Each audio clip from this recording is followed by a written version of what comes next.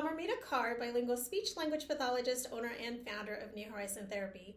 Welcome back to Therapy Thursday, where we answer your questions or talk about a topic as it relates to speech and occupational therapy. So today we have Joselyn with us. She's going to talk to us a little bit about crawling and why it's important in a child's development and the stages they go through. Mm-hmm. Yes, Armida. So crawling, there's so much to crawling. It usually, infants can usually start crawling as early as like 7 months, 6 months, and can go up to like 9 months.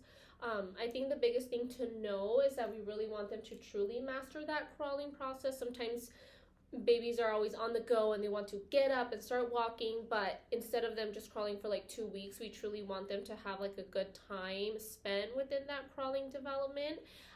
A lot of the things that crawling does help with is like their balance, right? When they move one hand forward and are just on like one hand and the opposite leg, they have to maintain that balance. That's also going to help with strengthening their bearing weight against their hands, which is going to help develop that strength proximally, which is going to help with a lot of our fine motor skills.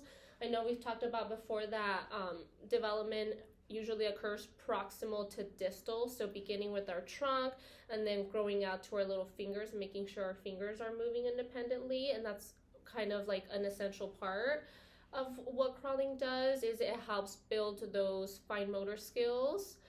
It's also really good for building archways in our hands and stretching out ligaments to help with like handwriting.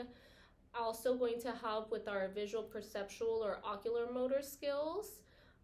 When kids are crawling, they're going to look up, right? And since their shoulders are in the way, they're not going to always be moving their whole head. So they're going to move those eyes more separately, which is going to be important for reading when they're driving and looking at all of our different windows and mirrors. And another big thing that we really focus on here at New Horizon Therapy is integrating our reflexes.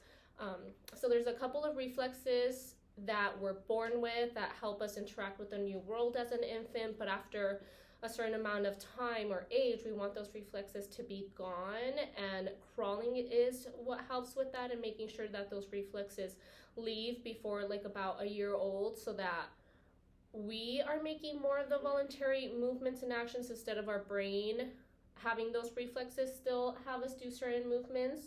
So that's another big thing why crawling is so important, just to make sure that there's no reflexes that are still retained and making sure those go away.